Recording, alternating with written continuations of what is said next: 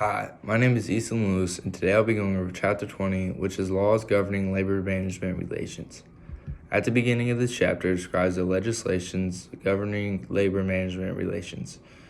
This consists of the Wagner Act of 1935, the Taft-Hartley Act of 1947, and the Landrum-Griffin Act of 1959. The chapter begins with the Wagner Act of the National Labor Relations Act, which is known as the NLRA. This guarantees the rights of workers to organize and bargain collectively. It forbids employees from engaging in specified unfair labor practices and aims to facilitate the formation of labor unions and settle labor disputes by collective bargaining. It continues with the Taft-Hartley Act, and this bars unions from engaging in specified unfair labor practices. It makes collective bargaining arrangements enforceable in U.S. district courts. It provides a civil damage remedy for parties injured by certain prohibited union activities. The Landrum-Griffin Act governs the internal operation of labor unions. It requires financial disclosure by unions and establishes civil and criminal penalties for financial abuses by union officials. The Laborers' Bill of Rights goes along with the Landrum-Griffin Act, and this provides protection for employees against their own unions. The National Labor Relationships Board, known as the NLRB, is also discussed in Chapter 20. This is an administrative agency set up to interpret and enforce the Wagner Act. Its functions consist of monitoring the conduct of the employer and the union during an election and preventing remedy unfair labor practices. Lastly, it establishes rules and regulations interpreting the acts. Jurisdiction also goes along with the NLRB, and this is granted by the Congress over any business affecting commerce and is based on the NRLA.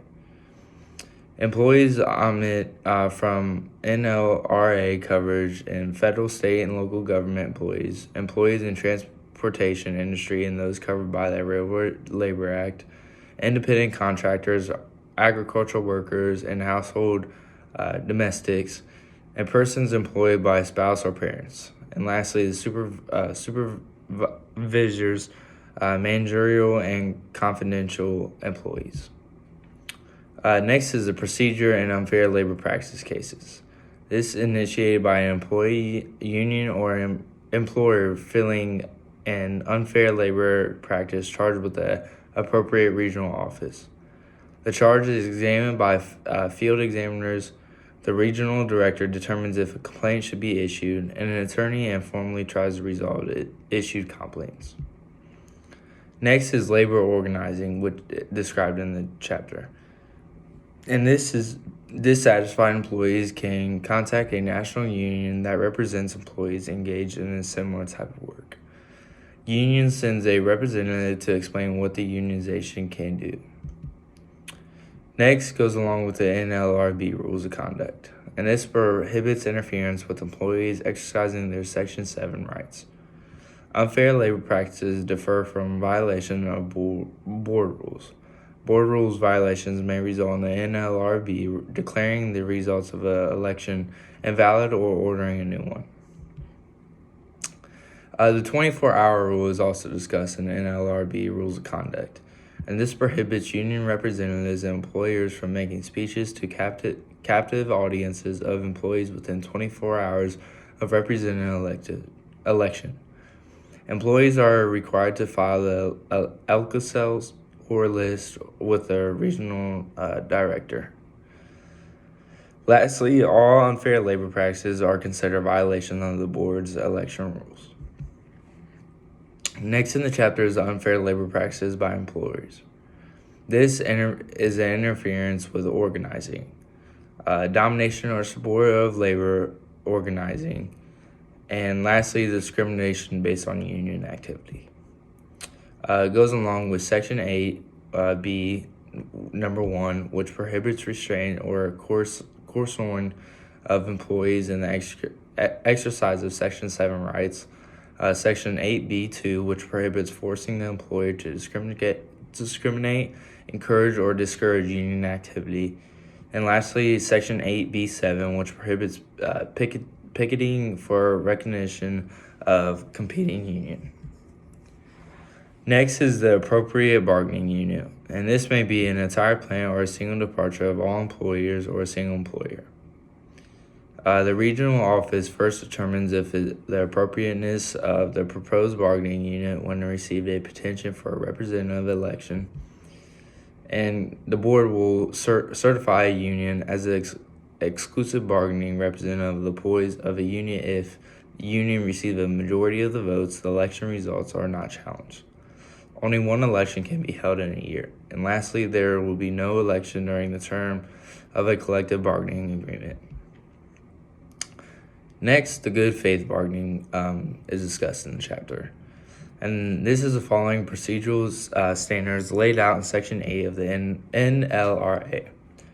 Unfair labor practice under Section 8A5, is the failure of the employer to bargain in a good faith and taking unilateral action on a matter subject to bargaining.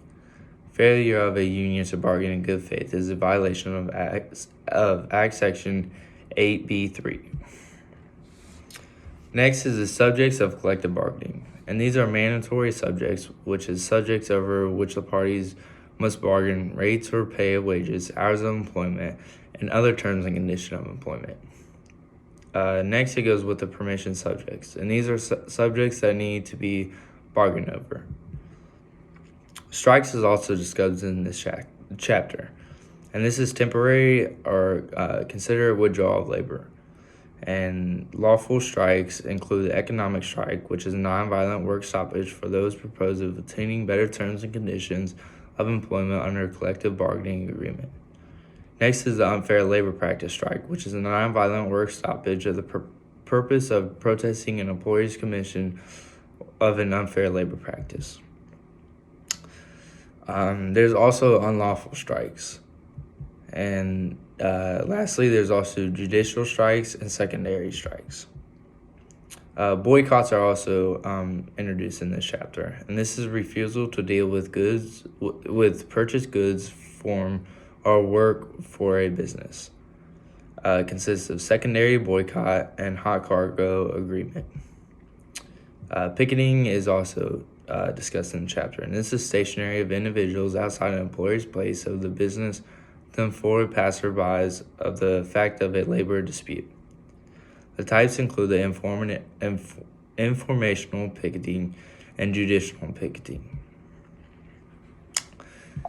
And then lastly, to go along with that is the organizational or recognitional picketing. Picketing is designed to force the employer to recognize and bargain with an uncertified union, and violent picketing and mass picketing are also unlawful. This is all I have for Chapter 20. I thought this chapter was interesting in many ways, and learning about the labor management and the labor laws that go into businesses was also interesting. Thanks.